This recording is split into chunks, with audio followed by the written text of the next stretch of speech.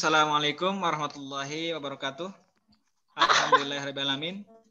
Wabihi nasta'in wa ala umuri dunya waddin wa ala alihi washabihi ajmain amma ba'du.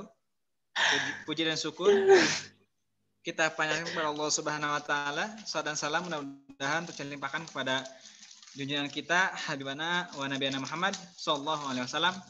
Tak lupa kepada keluarganya, para sahabatnya, dan mudah-mudahan sampai kepada kita semua selaku umatnya. Dan mudah-mudahan juga kita berdoa kita mendapatkan syafaat beliau di hari kiamat nanti. Amin ya Allah ya rabbal alamin. Perkenalkan, nama saya Antis Wisna. Insyaallah akan membantu acara FGD kali ini dengan tema penerapan Islamisasi sains dalam beragam disiplin ilmu, dengan dosen narasumber yaitu yang terhormat Bapak Dr. Pandu Yangsewu, STHIMAG, dan para penyaji kita yaitu Denny Abdul Ghani dari Pendidikan Bahasa C, Andrian As-Sidik dari Fisika C, dan Nur Faisa Salsabila dari Pendidikan Teknik Bangunan A. Marilah kita mulai acara FGD kali ini dengan membaca basmalah bersama-sama. Bismillahirrahmanirrahim. Untuk menambah semangat, ya, kita jargon dulu ya. Silakan untuk mikrofonnya bisa diaktifkan seperti biasa ketika saya sebutkan tutorial SPI, tutorial SPI. Nah, insya Allah, bukan insya Allah ya, tutorial SPI. Maka jawabnya kuliah cerdas, kerja ikhlas, selalu istiqomah, Allahu Akbar. Jadi mohon maaf, saya ulangi. Tutorial SPI, kuliah cerdas, kerja ikhlas, selalu istiqomah, Allahu Akbar. Silakan dibuka dulu. 1, 2, 3. Tutorial SPI. Kuliah cerdas, kerja ikhlas, selalu istiqomah, Allahu Akbar. Ya, alhamdulillah sudah pada semangat. Allahu Akbar. Ada yang telat ya. Silakan untuk mikrofonnya bisa dimatikan kembali. Selanjutnya kita langsung saja ke rangkaian acara yang selanjutnya. Untuk tema kali ini saya akan kembali itu mengenai penerapan Islamisasi sains dalam beragam disiplin ilmu. Nah, ini sangat penting ya. Ini juga sangat penting karena dulu agama Islam itu ketika masa kejayaannya itu banyak mengembangkan ilmu pengetahuan. Nah, tapi di masa-masa sekarang ilmu pengetahuannya itu tertutup oleh dunia barat ya. Nah, makanya kita bahas bersama-sama mengenai Islamisasi sains. Nah, dan juga dibahas dalam berbagai disiplin ilmu. Selanjutnya kita akan mendengarkan pembahasan dari Akang Teteh, yaitu yang pertama dari Denny Abdul Ghani dari Pendidikan Bahasa C. Pada Denny dipersilakan. Cek, ada suaranya. Mohon maaf agak bising di sini. Ada suaranya. Ada, Kang. Oke, mohon maaf sebelumnya karena di sini agak bising. Bismillahirrahmanirrahim. Assalamualaikum warahmatullahi wabarakatuh. Sampurasun. Bismillah, saya di sini akan membahas mengenai konsep Islamisasi ilmu pengetahuan. Sebenarnya konsep Islamisasi ilmu pengetahuan ini dilatar belakangi atau berlandaskan dari peradaban Islam yang begitu maju. Peradaban Islam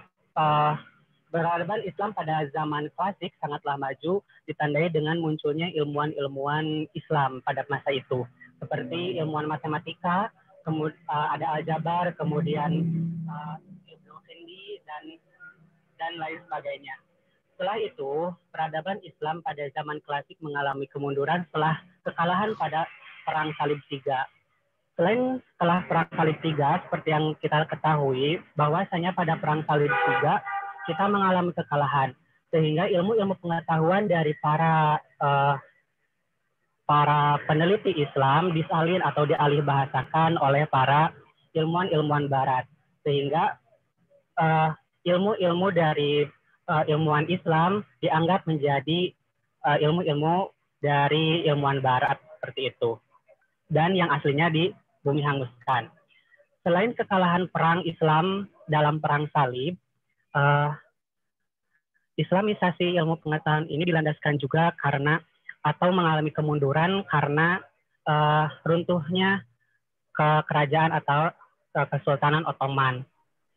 Setelah itu muncul revolusi industri dan revolusi politik.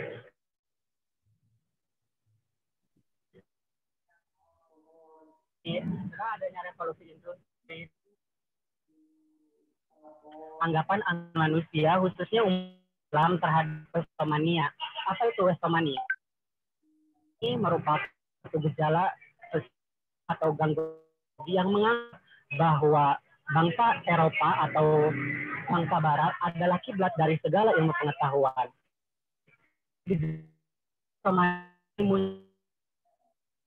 Modernisasi atau gejala suatu proses di mana seseorang mengalami pembudaya kebaratan seperti itu.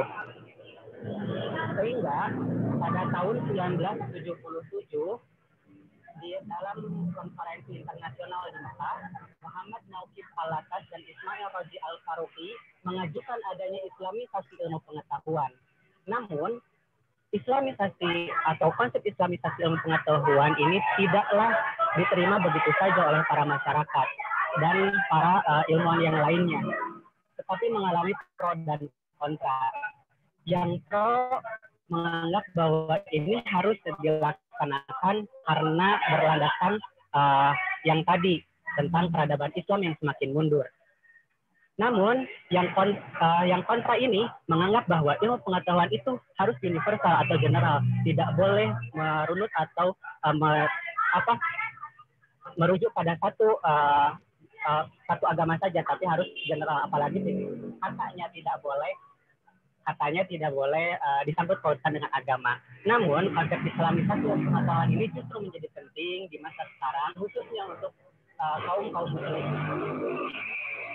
Nah, ada 3 catatan yang harus diperhatikan dalam konsep islamisasi ilmu pengetahuan ini. Yang pertama, bahwasanya ilmu pengetahuan atau islamisasi ilmu pengetahuan ini harus berlandaskan spirit yang terkandung dalam ilmu pengetahuan tersebut. Artinya, tidak seluruh ilmu pengetahuan itu harus secara ketat ditentukan konsep Islamnya, namun harus melihat dulu atau berlandaskan spirit yang terkandung dalam ilmu pengetahuan tersebut.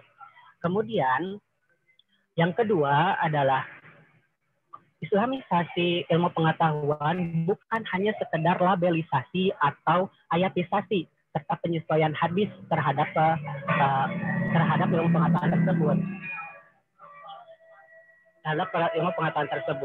Nah, kenapa tidak boleh hanya sekedar labelisasi dan ayatisasi saja?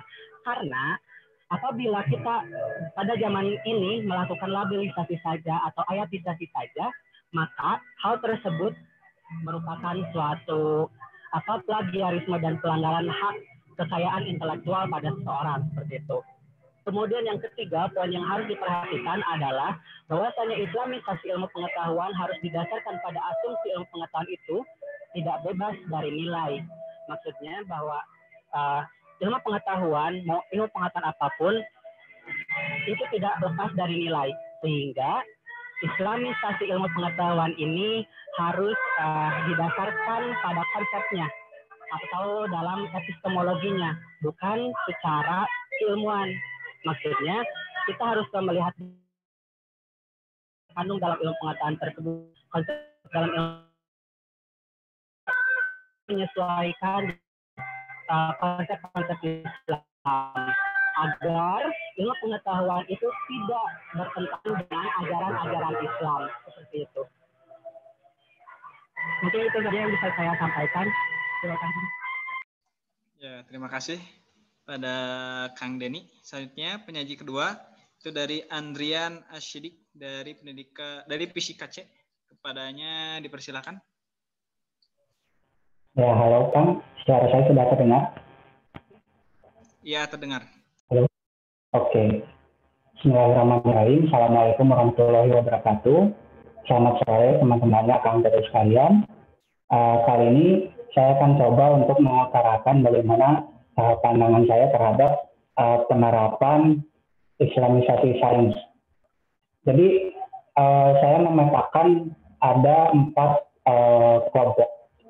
dalam wacana sains dan Islam. Ada yang berpendapat bahwa sains dan Islam itu nyambung, dan ada juga kelompok yang menyatakan bahwa sains dan Islam itu tidak bisa bersatu. Saya mulai dari yang kiri bawah dulu, di situ yang ada lingkaran itu. Di situ tertulis mengejar keterbelakangan dengan catatan harus disesuaikan dengan nilai-nilai etika Islam dalam aplikasinya. Jadi kelompok yang ini tuh berpendapat bahwa sains itu hadir sebagai keharusan seorang Muslim untuk mengejar ketertinggalan sains dan teknologi. Jadi hanya sekedar mengejar ketertinggalan gitu. Nah, adapun dari kritik dari kelompok yang pertama ini tuh, sains itu tuh harus sesuai dengan nilai-nilai etika dan tidak.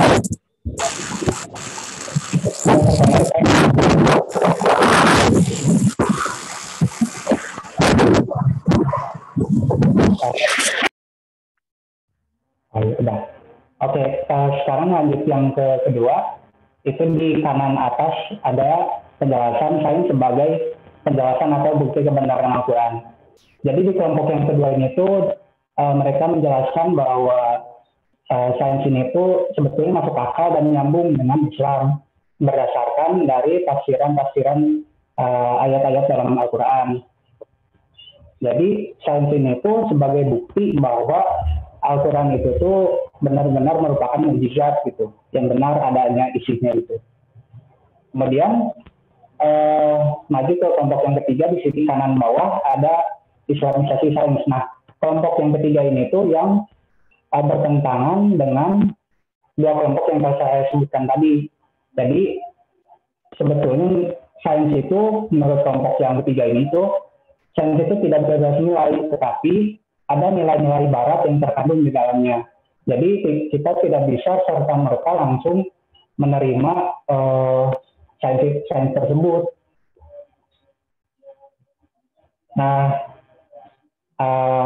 pada intinya mereka itu tuh mengutarakan konsep yang namanya Islamisasi sains.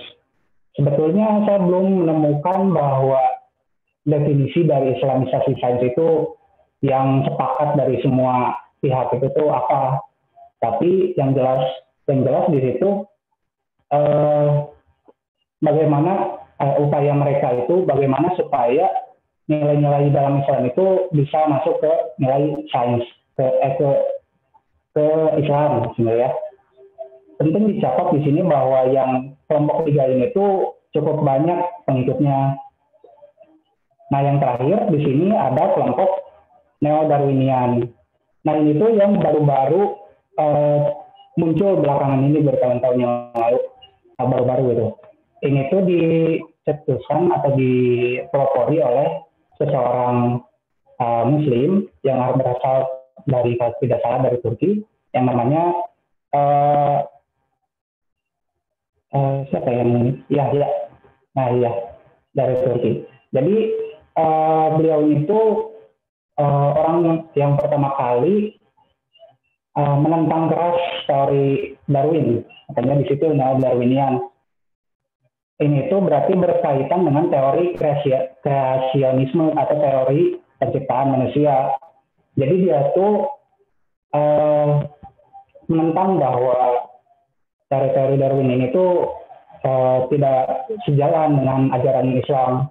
Salah satunya tentang bagaimana asal-usul manusia, katanya kan berasal dari kera, walaupun Darwin itu tuh sebetulnya tidak mengutarakan secara langsung bahwa manusia itu tuh berasal dari kera, tapi Darwin itu tuh mengelompokkan manusia dalam kelompok klasifikasi yang sama dengan kera, yaitu primata.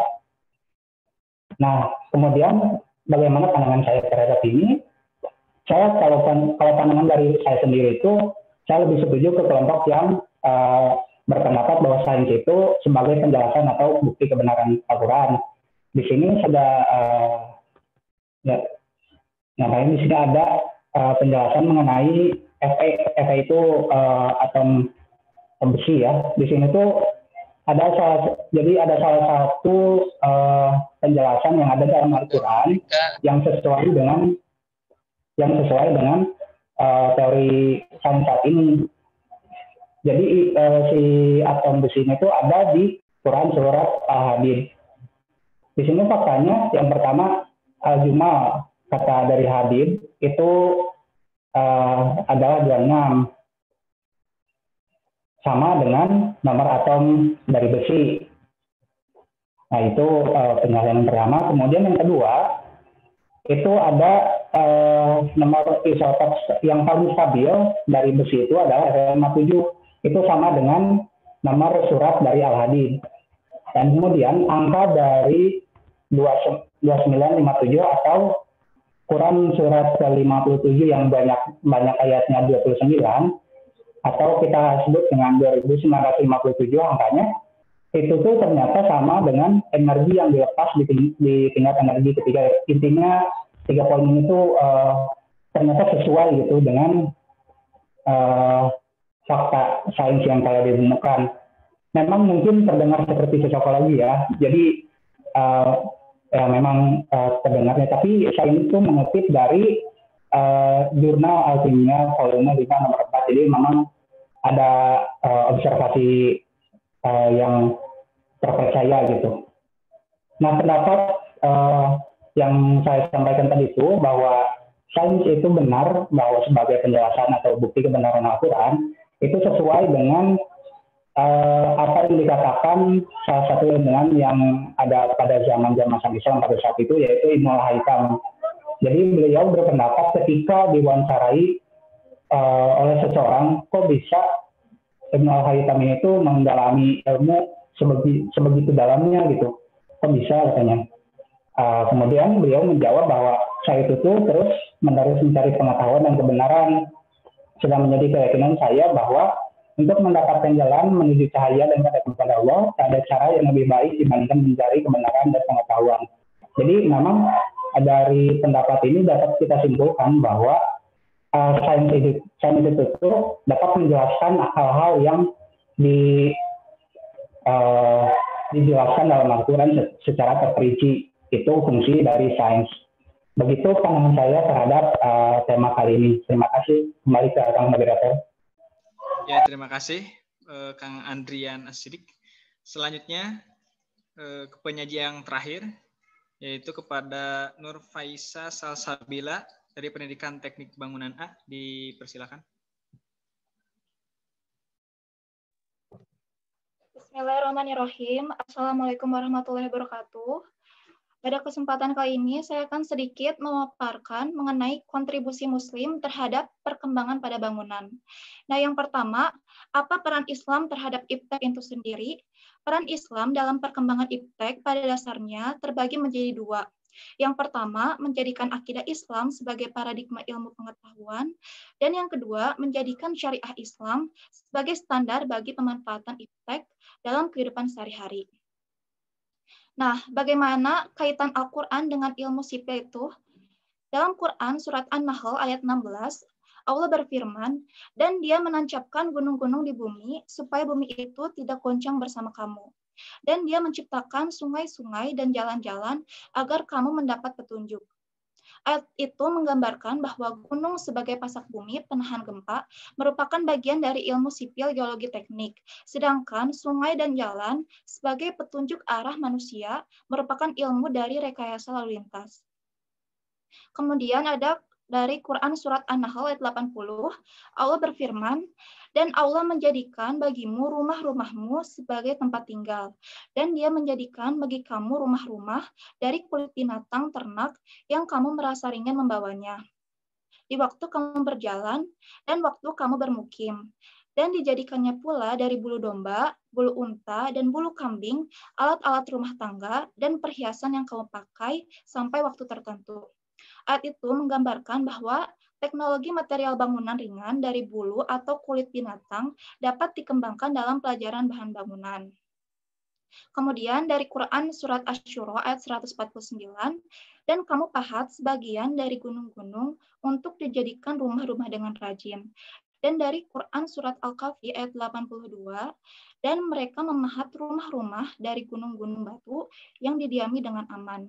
Kedua ayat tersebut menggambarkan bahwa konsep bangunan alami yang kokoh serta ramah lingkungan pada dinding gunung dapat dipelajari dalam ilmu teknik sipil.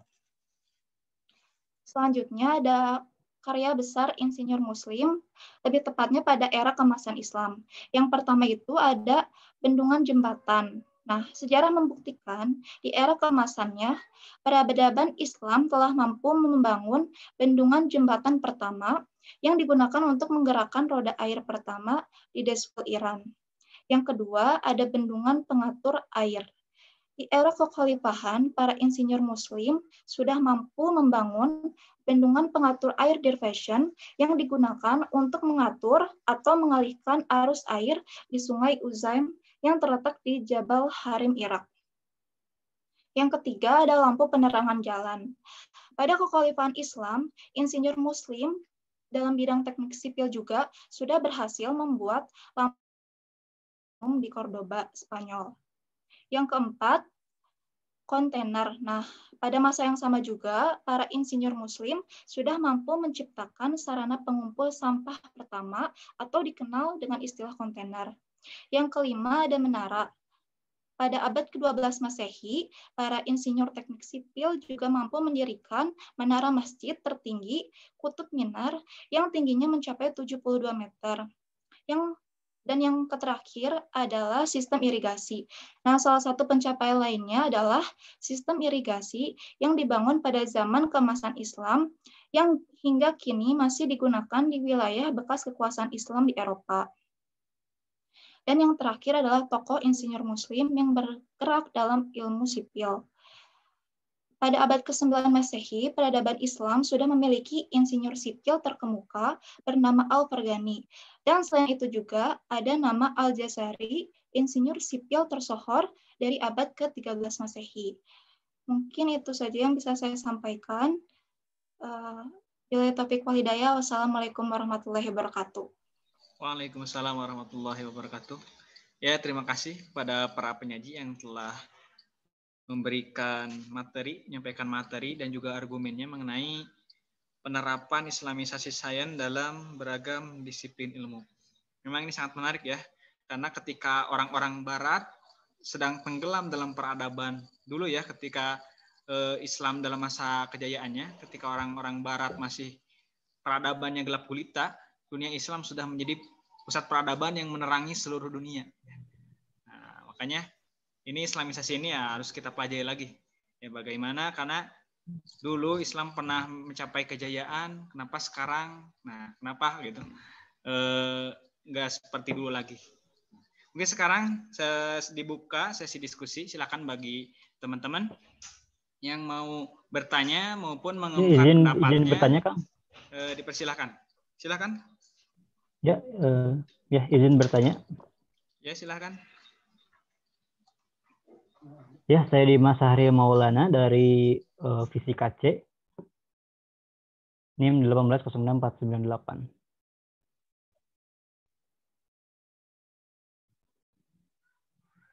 Ya, silakan pertanyaannya. Apa suara?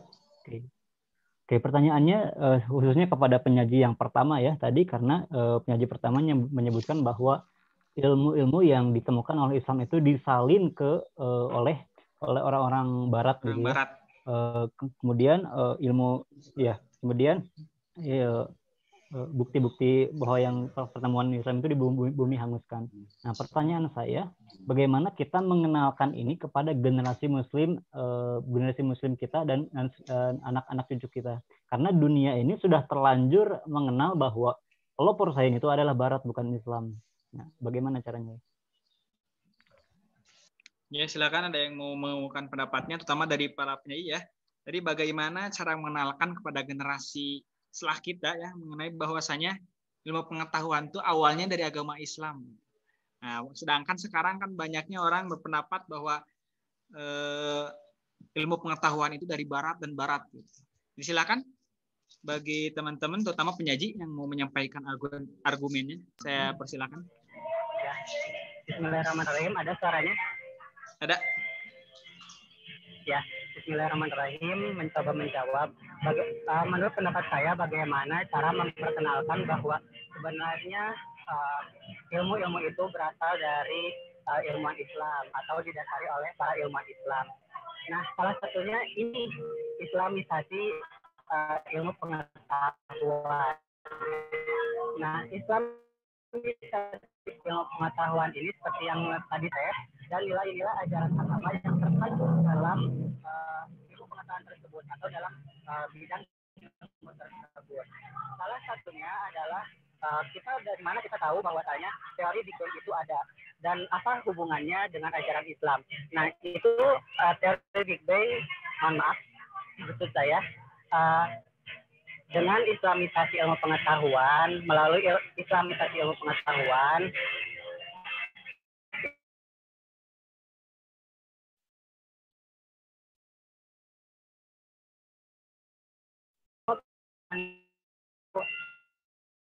apa yang telah digariskan oleh Allah. Adapun ingin membuktikan bahwasanya ingin membuktikan bahwasanya ilmu pengetahuan itu berasal dari Islam. Nah, salah satunya yaitu dengan memperkenalkan tokoh-tokoh Islam yang kemudian menggali konsep-konsep ilmu pengetahuan dan disejalankan dengan ajaran-ajaran agama Islam melalui konsep-konsep yang ada dalam ilmu pengetahuan tersebut. Agar konsep-konsep ilmu pengetahuan tersebut tidak berbanding terbalik dengan ajaran-ajaran Islam. Seperti itu. Semoga menjawab. Ya, jadi dengan islamisasi ilmu pengetahuan ya atau sains dan juga mengenalkan tokoh-tokoh yang berpengaruh terutama di Muslim ya, tokoh-tokoh ilmu pengetahuan kepada generasi kita dan juga mempelajarinya. Nah, silakan bagi teman-teman apakah ada yang mau menambahkan argumennya ataupun kembali menyanggah dan sebagainya, silakan. Atau mau bertanya, silakan. Dari Dimas, gimana? Cukup? Ya, dari teman-teman apakah ada yang mau menambahkan? Tadi katanya islamisasi sains ya. Iya.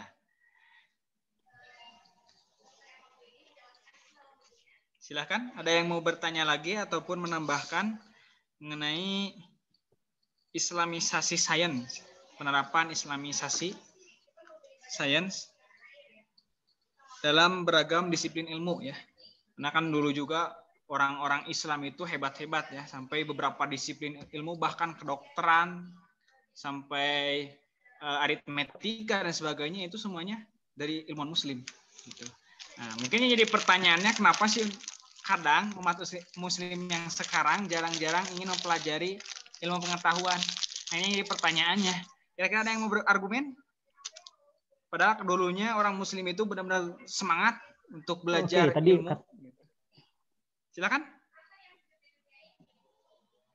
Dimas, silakan Dimas. Oke, lalu bagaimana bahwa sudah ada tadi katanya kan islamisasi sains dan mengenalkan tokoh. Lalu bagaimana bahwa tokoh-tokoh Barat ini sudah menjadi kurikulum di dalam sekolah kita? Nah, gimana caranya bahwa memang sekolahnya sudah terlanjur termakan sejarah bahwa dari Barat. Dan kan kita nggak bisa merubah kurikulum yang ada di sekolah. Nah, bagaimana caranya? Sedangkan yang di sekolah itu harus diajarkan sesuai dengan kurikulum. Ya, silakan ada yang mau berargumen bahwasanya sekolah juga sudah kena ya.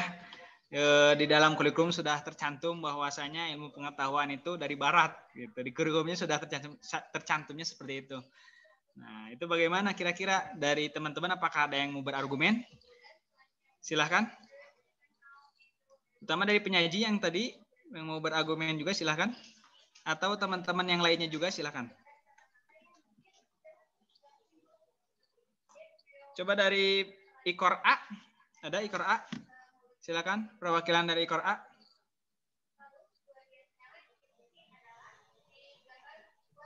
Atau dari pendidikan teknik elektro B. Silakan, yang mau berargumen. Bahwasanya kan tadi sebutkan bahwa ilmu pengetahuan kan awalnya di Islam, lalu diambil oleh Barat, tapi pada akhirnya bagaimana cara mengenalkannya, bahwa mengenalkan ke generasi kita selanjutnya bahwasanya dulu ilmu pengetahuan itu dari Islam. Sedangkan di sekolah pun sekarang di kurikulumnya menerapkan bahwasanya ilmu pengetahuan itu banyaknya dari barat gitu. Nggak jelaskan misalkan dari Islam gitu secara menyeluruh gitu, meskipun hanya poin-poin tertentu saja yang dijelaskan. Seperti agama Islam kan ada dijelaskan sedikit mengenai tokoh-tokoh muslim, terutama tokoh ilmuwan muslim gitu. Tapi yang sisanya banyaknya mengacu ke barat dan barat. Jadi silakan yang mau berargumen di bagaimana caranya. Silakan. Apakah harus merubah kurikulum atau gimana? Ya itu silakan. Ada yang mau berpendapat? Atau ada cara lain? Kalau tidak ada, berarti dari Fisika C. Silakan. Halo, dari Fisika C. Saya mau menambahkan. Nah, ya silakan. Mungkin memang dari sekolah itu sudah dibatasi oleh kurikulum atau informasi-informasi dari buku sumber yang ada.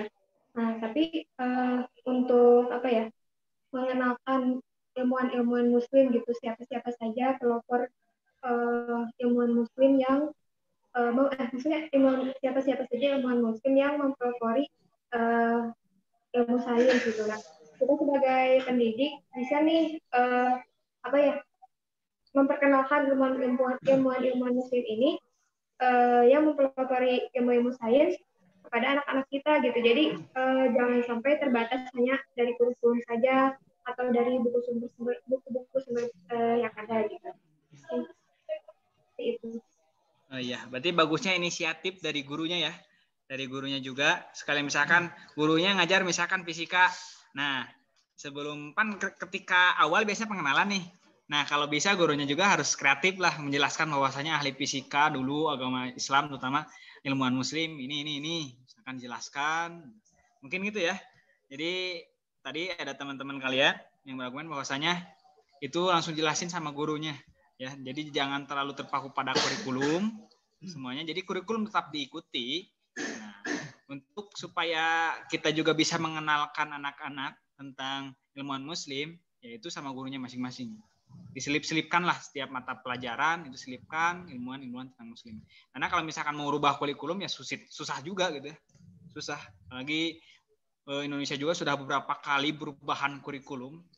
Nah, ini belum fix ya kurikulum yang benar-benar bagus itu belum ketemu.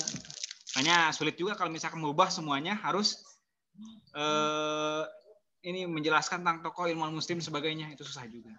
Tapi barangkali ada yang mau menambahkan ataupun berargumen, silakan. Silakan, saya ingin menambahkan. Ya, silakan. Tapi mohon maaf ini agak bising. Iya. Saya setuju dengan pendapat tadi bahwasanya harus inisiatif dari gurunya itu sendiri. Kenapa harus dari inisiatif gurunya? Karena ini sesuai dengan rancangan kompetensi inti atau KI 1 dalam kurikulum. Kan jadi di kurikulum itu nanti ada kompetensi inti dan kompetensi dasar kan. Nah, tadi inisiatif guru untuk menyampaikan tentang keislaman itu sesuai dengan KI 1 tentang sikap religius. Nah, yang nantinya akan berkesinambungan dengan KI 3 yaitu tentang pengetahuan. Nah, jadi bisa saja tadi dihubungkan dengan keislaman karena itu sesuai dengan tuntutan kompetensi inti 1 dan kompetensi 3 seperti itu. Terima kasih. Jadi masih nyambung ya kurikulum, misalnya ada KI 1. Nah, jadi nyambungnya ke sana. Kan KI 1 bukan berbentuk materi-materi kayak ini misalkan materi fisika ini enggak kan. KI 1 lebihnya ke kayak sikap, lalu mengenai bertakwa kepada Allah dan sebagainya lah. Atau sosial, nah itu masuk ke KI 1. Kalau KD ya berarti kompetisi dasarnya. Kayak misalkan fisika, mata pelajarannya kan ada materi-materinya, itu masuknya ke KD. Jadi masih masuk ke kurikulum ya. Nah, itu tapi mungkin kurikulumnya yang tersirat, tidak tersurat. Ya, maksudnya tersirat, tapi tidak tersurat. Ya, kayak KD ada materi-materinya. Itu ya. Silakan ada yang mau menambahkan lagi atau mau menyanggah, silakan. Atau dari Dimas gimana tanggapannya? Itu ada tambahan, silakan. Oke. Bisa dipraktekkan ya. Bentar, kembali ini lagi siapa? ke pentingnya parenting dan juga guru itu sendiri. Ini dari Rivaldi ada tambahan? Sinyalnya goreng coba. Sebentar. Tuh Dimas sebentar ya. Rivaldi ada tambahan? Ada sedikit kan. Ya silakan. Menurut saya kalau mengubah kurikulum mungkin bukan ranah kita ya untuk mengubah kurikulum. Bagi. Kalau teman-teman lihat di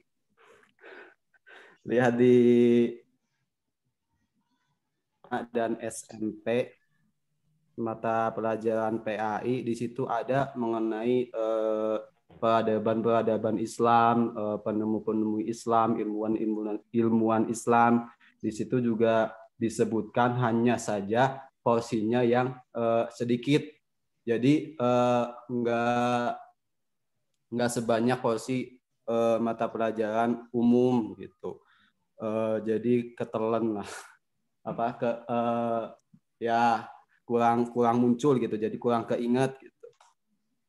Itu mungkin tadi pendapat yang tadi mengenai gurunya bisa menyelipkan itu boleh saja gitu, tapi sesuai porsinya.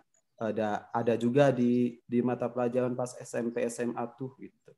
Terima kasih. Terima kasih Rivaldi. Silakan ya Dimas, apakah ada tanggapan? Ada? Sudah Dimas? Ya, sudah cukup sepertinya Kang. Sudah cukup. Nah, saya mau menambahkan. Ya silakan. Terima kasih. Ya silakan. Ya, jadi tadi setuju ya, caranya itu dengan guru itu mendongeng, terus juga mencari keterkaitan antara ilmu pelajaran dengan tokoh-tokoh yang memang berperan penting dalam ilmu tersebut. Intinya itu guru itu harus mengemas dengan cara yang lebih menarik lagi, sehingga anak-anak atau murid-murid pun lebih tertarik akan mempelajari tokoh-tokoh ilmuwan Islam. Seperti itu. Sudah jelas ya. Jadi banyak argumen juga bahwasanya ya untuk mengubah kurikulum itu bukan bagian kita ya.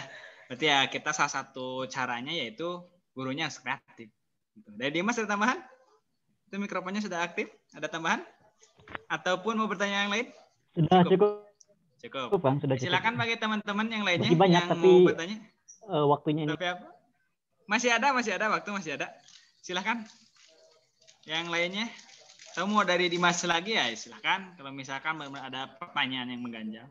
Dari teman-teman yang lainnya silakan. Yang mau bertanya ataupun menambahkan lagi yang tadi ataupun menyanggah ataupun mau misalkan munculkan kasus baru mengenai Islamisasi sains ya. Nah, mungkin saya memunculkan yang tadi ya. Itu ketika dulu ilmu muslim itu sangat luar biasa kepada ilmu pengetahuan. Nah, yang jadi permasalahannya itu awal mulanya itu ketika kekalahan ya, kekalahan perang tadi, lalu disalin sama Barat. Nah, dan Barat banyak ini ya, banyak dikembangkan kembali. Nah, jadi permasalahan itu kemana umat muslim sekarang gitu. Jarang ada yang misalkan muncul ini sebagai penggagas ilmu pengetahuan baru nih. Misalkan dari muslim zaman sekarang dan sebagainya. Nah, menurut pendapat kalian gimana sih? Ini apakah muslimnya karena sudah tahu ingin apa ya? Ingin mudah gitu. Jadi gak usah dia yang buat penelitian mengenai ilmu pengetahuan, udah aja lah kita ikut ke Barat. Ataukah memang karena gak ada misalkan kita muslim makan karena udah tahu tertinggal ya udahlah biarin aja misalkan nggak ingin mengembangkan sebagainya lah. Menurut kalian kira-kira gimana itu? Pendapat kalian mengenai fenomena itu? Nah kan dulu itu sangat semangat luar biasa pada ilmu pengetahuan. Kalau sekarang ya kita banyaknya terutama dalam ulama-ulama banyak membahasnya kan tentang agama-agama. Terkadang jarang orang muslim itu membahas mengenai ilmu pengetahuan alam ya atau sains. Nah, argumen kalian mengenai itu silahkan. Ada yang mau berargumen? Kenapa bisa seperti itu ataupun apalah silakan dari teman-teman. Izin berargumen. Iya silakan. Menurut saya juga memang karena dari pribadi orang Islamnya sendiri gitu. Saya pernah baca di buku 30 pendekar pemikir Islam, pada saat Islam berada di puncak kejayaannya, kurun demi kurun hingga turun-temurun sampailah umat Islam pada titik puncak kejayaan. Nah, ketika dalam puncak kejayaan itu, mulailah berjangkitan yang namanya penyakit malas, tidur puas akan hasil karya dari nenek moyangnya. Jadi, seakan-akan orang Islam itu ibarat ular yang kekenyangan, tak terpikir olehnya akal segala peristiwa masa depan yang akan terjadi.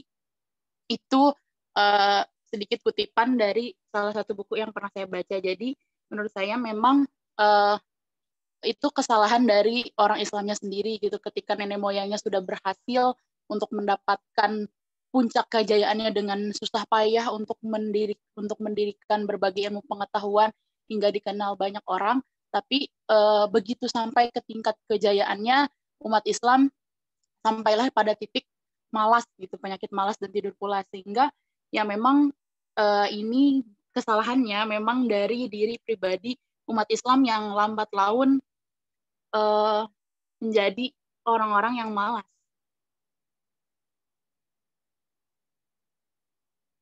Dan itu sih Kang, tadi ingin menambahkan yang pertama mengenai kurikulum. Betul, saya setuju dengan yang diungkapkan bahwa itu harus dari gurunya sendiri. Karena kita tidak bisa menyalahkan seorang pengatur kurikulum yang di atas, karena mereka pengatur kurikulum itu tidak semuanya orang Islam gitu, tidak semuanya orang-orang yang pro terhadap Islam, sehingga harus dibuat umum secara menyeluruh gitu terhadap semua agama gitu.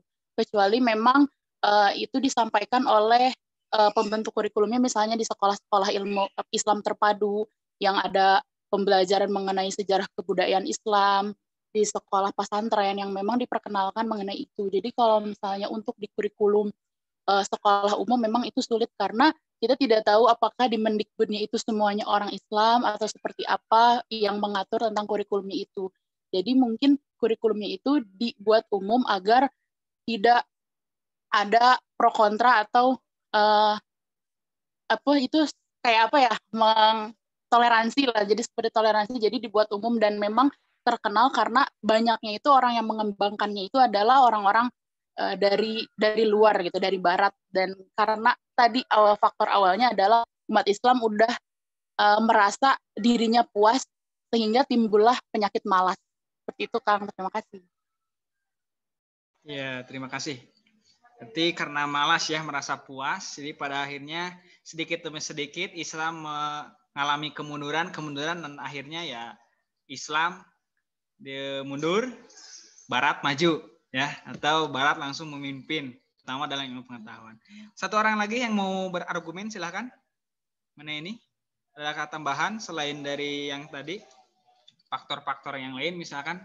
Silakan satu orang lagi. Ada yang mau berargumen? Menambahkan lagi ya. Iya, silakan. Karena kan pada akhir-akhir ini juga, kalau misalnya ditinjau dari sekolah ya, anak-anak juga kurang diperkenalkan oleh guru tentang tokoh-tokoh Islam. Terus juga media kurang gencar gitu memperkenalkan tokoh-tokoh Islam, sehingga yang munculnya itu adalah tokoh-tokoh dari Eropa. Dan tapi kalau misalnya diperkenalkan tokoh-tokoh tersebut, insya Allah gitu ya, anak juga akan tertarik. Terlebih cara memperkenalkannya itu dengan cara yang menarik. Mungkin seperti itu. Ya, salah satunya dengan mengenalkan tokoh-tokoh ya, karena banyak orang-orang Muslim yang mengidolakan ilmu pengetahuan di Barat ya, orang-orang yang di Barat, ketimbang mengidolakan ilmuwan-ilmuwan Muslim. Nah, maka dari itu salah satunya ya, salah satu mengenalkan pada anak-anak generasi kita selanjutnya supaya tahu bahwasanya Islam pernah mengalami masa kejayaan dan pernah memimpin ilmu pengetahuan. Dan juga mudah-mudahan dengan adanya pengenalan ini, anak-anak lebih termotivasi bahwasanya di Muslim juga ada loh yang hebat. Gitu. Jadi pada akhirnya mereka itu gak malas terhadap ilmu pengetahuan dan juga gak merasa puas terhadap ilmu pengetahuan, dan dia ingin mengembangkan supaya lebih bagus lagi atau lebih pintar lagi dalam ilmu pengetahuan. Dan juga keinginannya mudah-mudahan bisa mengharumkan nama Islam sebagai pemegang ilmu pengetahuan lagi seperti dulu ya. Mungkin seperti itu. Selanjutnya karena waktu ya, selanjutnya akan ada pemaparan ataupun sekaligus meluruskan hasil diskusi kita kepada Bapak Dr. Pandu yang Sewu STHIMAG. Saya persilahkan. Mangga Bapak. Baik, terima kasih. Bisa jadikan saya host nggak? Ada PPT yang mau saya share screen soalnya, moderator. Saya sudah meminta tadi ke pengurus tapi belum ada jawaban.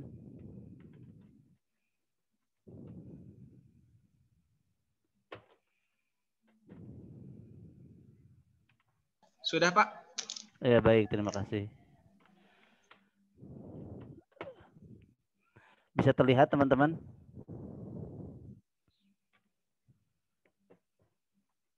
Bisa Pak. Baik, bismillahirrahmanirrahim. Assalamualaikum warahmatullahi wabarakatuh. Terima kasih atas penyajian yang luar biasa, kemudian pertanyaan, sanggahan, dan lain sebagainya. Terima kasih kepada moderator yang telah memberikan saya waktu, dan terima kasih nashkuru lillahi ta'ala azza wa jal, kita masih diberikan kesehatan sehingga bisa tatap maya teman-teman semua. Baik, sebenarnya ketika membahas ini sempat ada pertanyaan ya, apanya sih yang diislamkan? Memang ilmu itu enggak Islam. Nah itu sempat muncul pertanyaan seperti itu. Bukankah ilmu itu milik Allah, dari Allah, dan kita itu dititipkan? Sebenarnya bukan ilmunya yang harus diislamkan, tapi ilmu pengetahuan kontemporer. Nah ini dia. Kenapa? Karena ilmu pengetahuan kontemporer itu dia nihil dari nilai-nilai ilahiyah. Jadi sehingga di sanalah menyebabkan adanya sekularisasi dan lain sebagainya. Baik, jauh-jauh sebelum ramai istilah islamisasi ilmu pengetahuan, bahkan islamisasi sains pun menjadi salah satu mata kuliah di salah satu prodi di kampus kita. Sudah ada mata kuliah tentang islamisasi sains. Berarti itu penting untuk dikaji gitu oleh kita generasi penerus. Dahulu ada sebuah buku karangan Amir Syakib Arsalan tentang limada ta'akhkharul muslimun wa taqaddama ghairuhum. Kenapa sih umat Islam itu mundur dan selain Islam itu pada maju? Di sini selain Islamnya lebih kepada barat gitu ya. Amir Syakib Arsalan ini menjadi saksi bagaimana runtuhnya khilafah Turki Ismani dari imperialisme Eropa Barat saat itu. Jadi benar ya, permusuhan itu nyata, bukan hanya permusuhan akibat perang salib sebagaimana tadi yang diceritakan, tapi dalam bidang ilmu pengetahuan. Atau jangan-jangan sekarang pun kita sudah dijajah oleh ilmu pengetahuan kontemporer yang nihil dari nilai-nilai dimensi ilahiyah. Nah, jadi sebenarnya kalau kembali kepada pertanyaan apanya yang diislamkan, sebenarnya bukan masalah diislamkannya ya, tapi ilmu pengetahuan kontemporer yang nihil dari nilai-nilai ilahiyah. Baik teman-teman, saya ingin mengambil dari 3 konsep ya. Sebenarnya yang giat untuk menyuarakan islamisasi sains itu saya lihat dari komunitas INSIS ya. Saya pun mengambil artikel dari situ. Jadi ada 3 konsep islamisasi ilmu pengetahuan kontemporer yang saya merujuk kepada 3 orang ini. Sayyid Hussein Nasr, Ismail Raj Al-Faruqi, dan Naqib Al-Atas. Memang tokoh-tokoh inilah yang getol untuk ngeviralin sejauh mana sih pentingnya dan kenapa sih harus islamisasi ilmu pengetahuan demikian. Oke. Nah, kalau pertama menurut Sayyid Hussein Nasr itu pendekatan untuk islamisasi sains itu adalah harus sakralisasi. Jadi ilmu itu ada hal yang sakral, dia tidak bisa dipisahkan. Nah, karena baginya sekarang ini ilmu itu jauh dari nilai-nilai spiritualitas. Nah, ini yang menyebabkan pentingnya islamisasi sains. Jadi kenapa harus islamisasi sains dan menggunakan pendekatan sakralisasi agar kita itu ingat kalau ilmu itu ada hal-hal yang sangat sakral dan muatannya syarat akan spiritual. Jadi seperti itu. Tidak hanya mengandalkan kemampuan semata saja, karena manusia bisa mengembangkan, melahirkan, menciptakan dari berbagai kemajuan teknologi. Sehingga kalau kita lupa kalau ilmu itu sifatnya sakral, nanti khawatirnya berujungnya kepada sekuler. Baik, saya persingkat lagi. Yang kedua, ini masih Nasr juga sebenarnya. Said Hossein Nasruddin mengkritik sains modern yang menghapus jejak Tuhan di dalam keteraturan alam. Jadi tidak adanya pengaruh dan peran Tuhan dalam penciptaan alam semesta ini. Semua yang terjadi di alam semesta ini bukan karena Tuhan, tapi melainkan terjadi karena sendiri, dan Tuhan dengan alam itu adalah suatu entitas berbeda, jadi berdiri sendiri, tidak ada hubungan kaitannya. Nah, di sini sudah mulai terlihat ya arah-arah sekulernya. Kemudian Islamisasi sains menurut Ismail Raj Al-Faruqi. Kalau menurut Al-Faruqi ini prosesnya integrasi, yaitu bagaimana mengintegrasikan sains barat dan ilmu-ilmu Islam. Tadi teman-teman sempat diskusi juga tentang kurikulum kita ya. Tokoh-tokoh Islam yang semakin terkubur tidak terlihat padahal semua karya dari mereka. Tapi kenapa sih tokoh-tokoh barat yang muncul? Memang kejadiannya demikian teman-teman. Jadi diterjemahkan oleh orang barat kemudian diklaim karya-karya monumental para pemikir tokoh Islam ini. Nah, jadi bagaimana integrasi tersebut? Karena akar kemunduran umat Islam ternyata adanya dualisme sistem pendidikan. Jangan sampai kita ada dikotomi antara ini ilmu agama dan ilmu umum. Betul tadi teman-teman itu sempat mengkaji juga. Bagaimana kita menyampaikan nilai-nilai ilahiyah dalam setiap mata pelajaran yang kita ampuh, dalam setiap mata kuliah yang kita sampaikan misalkan. Tidak perlu dirubah kurikulum saya rasa, tapi perspektif Islamisasinya ada dalam setiap pendidik, pengajar, guru. Itu yang paling penting. Karena kurikulum hanya sebatas tulisan, ya walaupun kita disibukkan oleh itu ya, bagi para pendidik, ngebuat RPS dan lain sebagainya. Tapi yang paling penting adalah bagaimana setiap pendidik itu memiliki ruh Islamisasi sains, itu yang paling penting. Bagaimana ruhnya itu tidak ngedikotomi antara ilmu agama dan ilmu umum. Ini penting juga. Ini sesuai dengan ide yang digagas oleh Ismail Raj Al-Faruqi. Nah, di satu sisi memang sistem pendidikan Islam mengalami penyepitan makna dalam berbagai dimensi, sedangkan di sisi lain sekuler sangat mewarnai pemikiran kaum muslimin. Tadi makanya jelas teori-teori semua kiblatnya ke barat, tokoh. Ketika kita berbicara pendidikan karakter aja di kampus kita, coba lihat istighrab semua itu. Jadi lebih kepada barat tokoh-tokoh yang dipakainya ya western gitu. Kenapa sih kita tidak coba memunculkan tokoh dari Islam, padahal jelas pendidikan karakter kita kalau berbicara karakter ya karena khuluqul Quran kepada Rasul.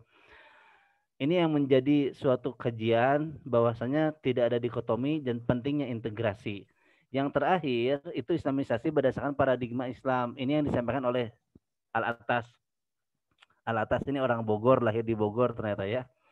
Dan sudah lama di Malaysia di sana. Nah, paradigma Islam maksudnya bagaimana? Baik. Jadi Islamisasi sebagai pembebasan manusia dari tradisi magis, mitologis, dan kultur. Yang dimaksud kultur nasional ini adalah bukan berarti berkaitan dengan nasionalisme ya. Tapi kultur-kultur budaya yang mengandung nilai-nilai animisme, mitos, dan lain sebagainya. Nah, makanya Islamisasi di sini tidak hanya terhadap ilmu pengetahuan, tapi bagaimana Islamisasi di sini dari budaya-budaya mitos yang masih mengandung nilai-nilai animisme. Nah, jangan-jangan para pemikir kaum muslim sulit untuk maju, salah satu faktornya adalah mereka masih terbelenggu oleh paham-paham seperti itu. Udah mah paham mitos animisme masih kuat, kemudian diserang juga oleh paham-paham sekuler. Ini berkaitan dengan pemikiran dan bahasa. Di sini banyak teman-teman dari prodi Departemen Bahasa. Nah, maka jadi itu kemudian bagaimana agar kita itu bersikap adil terhadap ilmu pengetahuan itu sendiri. Kalau istilah Al-Atas, Islamisasi itu suatu proses bentuk menuju asalnya. Jadi adil ini begini contohnya. Ketika ada satu musibah yang menimpa alam semesta, jangan memaknai itu dari perspektif sains saja, tapi kita harus memaknai perspektif dari dimensi ilahiyah. Ini yang disampaikan oleh Adian Husaini dan Hamid Fahmi Zarkasi. Bagaimana melihat suatu kejadian yang berkaitan dengan alam semesta, kita dudukan secara adil. Perspektif sainsnya kenapa dan dimensi ilahiyahnya kenapa. Oh iya, mungkin itu karena pengaruh cuaca ekstrim, itu karena pengaruh pergeseran tanah. Oke, tapi dimensi ilahiyahnya Allah menegur umatnya dengan cara demikian supaya kembali lagi kepada jalannya. Bisa saja musibah itu teguran supaya kita ingat, oh iya ya, jalan balik itu ternyata ke Allah. Jangan sampai kita di tengah jalan justru nggak jelas arahnya gitu. Ihdinas siratal mustaqimnya kejauhan, yang ada ihdinas siratal munhanin misalkan. Nah, jadi di sini Islamisasi sains itu bentuk proses menuju bentuk asalnya. Ilmu itu dari Allah, kita hanya dititipkan ya. Jadi realitanya ya bentuk asalnya itu sebenarnya. Nah, jadi betul tadi juga ini sama yang dari bahasa Sunda ya. Jadi tidak hanya bisa melabelisasi sebenarnya, betul. Kita nggak bisa melabelisasi saja dengan prinsip Islam. Tapi kalau label saja kan berarti itu tampaknya. Tapi saya lebih setuju bagaimana ruh itu ada dalam diri setiap pendidik gitu. Ruh Islamisasinya. Kalau sampai yang merubah kurikulum kejauhan juga proyeknya. Tapi minimal kita bisa menerapkan itu dalam diri kita masing-masing. Pertanyaan terakhir teman-teman. Pemirsa dimanapun Anda berada. Apakah ide Islamisasi sains ini mendesak? Itu pertanyaan selanjutnya. Kalau emang kita udah ngerasa udah diserang oleh sekular barat, ilmu kita itu udah benar-benar western semua kiblatnya, ya penting Islamisasi sains ini. Ya. Islamisasi sains bukan Islamisasi ilmu. Kalau Islamisasi ilmu jelas, ilmu itu ulama itu warasatul anbiya, dia tidak perlu diislamisasi. Karena ilm itu sudah bentuk kalimat yang tidak bisa diterjemahkan ke dalam bahasa manapun. Kata ilm, teman-teman di bahasa Arab tahu, dengan sains itu nggak bisa, terjemahan ilm sains itu jauh. Ilm ya ilm, gitu. Beda. Ilm ulama warasatul anbiya kan kesana sebenarnya. Jadi ide Islamisasi sains ini menurut saya sangat mendesak dan penting. Makanya kenapa ini jadi bagian tema diskusi kita? Kenapa ini menjadi salah satu mata kuliah di salah satu prodi? Berarti penting kan tentang Islamisasi sains ini. Baik teman-teman, mungkin demikian tambahan dari saya singkat. Tapi semoga bermanfaat ya tentang Islamisasi sains ini. Bukan terhadap labelnya saja, bukan tampak luarnya saja, tapi ruhnya. Yang paling penting itu ruhnya. Terima kasih. Saya kembalikan kepada moderator. Assalamualaikum warahmatullahi wabarakatuh. Waalaikumsalam warahmatullahi wabarakatuh. Ya, terima kasih kepada Bapak Dr. Pandu yang STM-AG. Saya akan merangkum sedikit ya mengenai hasil diskusi tadi dan juga penjelasan dari Pak Pandu. Bahwasanya apa sih yang diislamisasikan? Nah, yang harus digarisbawahi ya, yang diislamisasikan yaitu ilmu pengetahuan atau sains. Nah, kenapa harus diislamisasikan ya? Karena kita banyaknya mengacu ke barat, sedangkan sains dari barat itu sangat nihil akan nilai-nilai ilahiyah. Nah, maka dari itu perlu yang namanya islamisasi. Dan ini merupakan sesuatu yang sangat mendesak ya, karena itu kita banyak mengacu ke barat, sedangkan nilai-nilai agamanya atau nilai-nilai ilahiyahnya sedikit. Makanya ini perlu sangat penting sekali kita pelajari. Lalu selanjutnya, tadi juga ada beberapa pendapat dari para dari beberapa tokoh, bahwasanya kenapa harus islamisasi. Pendapat yang pertama itu bahwasanya tadi di barat itu mempercayai bahwa alam ada dengan sendirinya. Nah, lalu yang kedua itu dengan cara integrasi ya. Integrasi untuk islamisasinya. Yang ketiga itu dengan paradigma. Nah, lalu mengenai kurikulum dan juga tokoh-tokoh itu bisa diselesaikannya, kalau yang tadi kita diskusi dengan penjelasan dari Bapak juga, itu dengan cara setiap pendidik harus menanamkan ruh islamisasinya. Ya, terutama jadi setiap mata pelajaran kalau bisa kita ingatkan para peserta didik untuk menelisik ke belakang bahwasanya dulu ada ilmuwan muslim yang mengembangkan ilmu pengetahuan terutama sains. Ya, mudah-mudahan kita semua juga bisa mencoba ya untuk mengislamisasi sains. Jangan sampai semua sains yang kita gunakan ya dari barat itu tanpa adanya nilai-nilai ilahiyah. Misalkan kita bisa fisika, ya udah batas fisika. Nah, kalau bisa ya kita tanamkan islamisasi juga. Jadi bisa jadi itu jadi ladang dakwah juga ya. Itu apapun profesi kita itu bisa jadi ladang dakwah. Kalau kita terutama dalam ilmu pengetahuan atau ilmu sains kita islamisasi.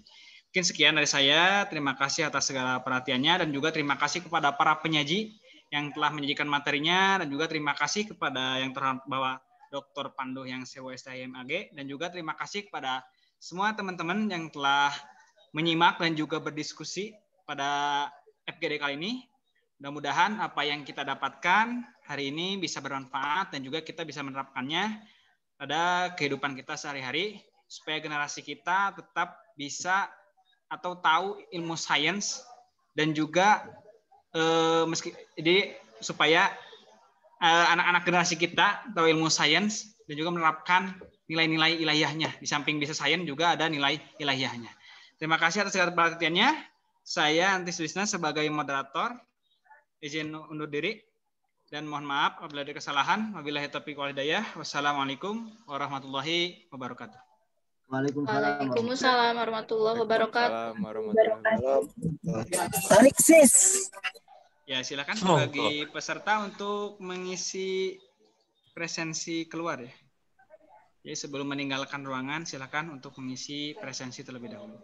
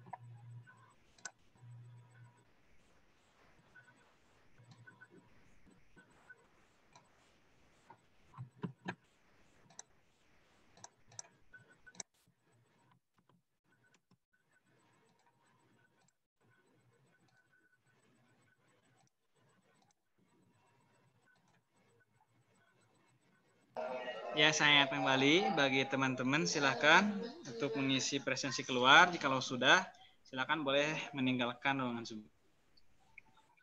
Saya ingat kembali untuk pengisian presensi silakan isi datanya dengan benar dan juga jangan di akhir-akhir ya, karena kan takutnya nanti keburu ditutup. Jadi kalau bisa ketika sudah selesai langsung presensi dan isi datanya dengan benar. Setelah itu boleh meninggalkan ruangan Zoom.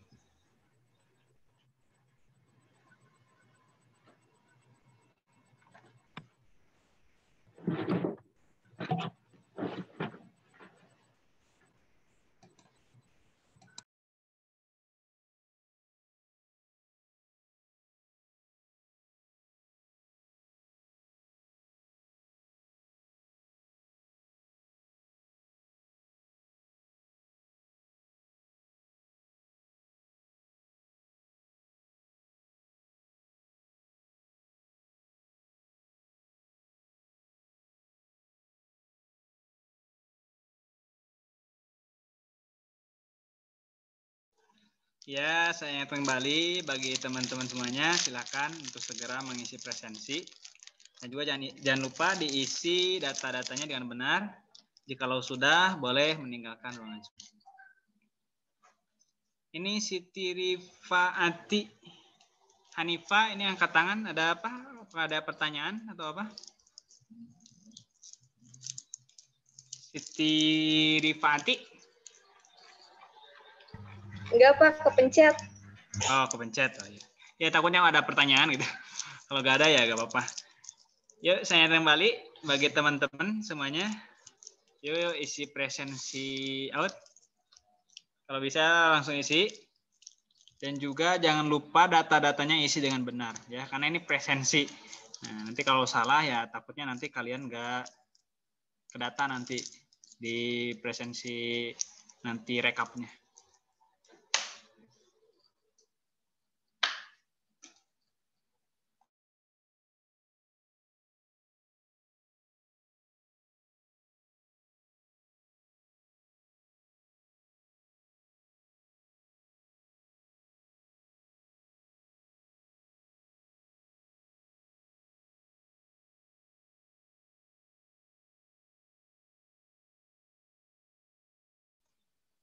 Dan saya ingatkan bila ada terkendala mengenai presensi dan sebagainya itu silakan bisa menghubungi CP fakultasnya masing-masing.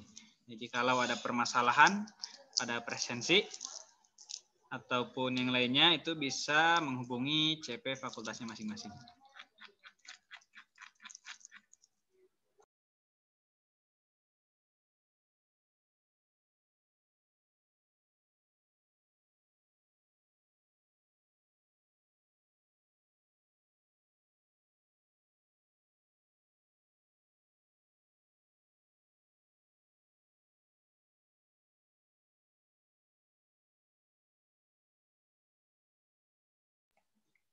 Yuk, saya ingatkan bagi teman-teman yang belum presensi, silahkan